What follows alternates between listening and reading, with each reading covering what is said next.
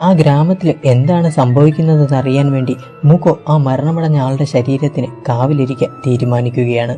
അങ്ങനെ ഗ്രാമത്തിലുള്ളവരെല്ലാം അവിടെ നിന്ന് പോയി. മൂക്കോ ആ മൃതശരീരത്തിനടുക്കൽ ചെന്നിരുന്ന് ധ്യാനിക്കാനും തുടങ്ങി. അങ്ങനെ 3-4 മണിക്കൂറിന് ശേഷം എന്തോ ഒന്ന് താൻ ഇരിക്കുന്ന മുറിയിലേക്ക് കടന്നു വരുന്നതായി മൂക്കോയ്ക്ക് തോന്നുകയാണ്.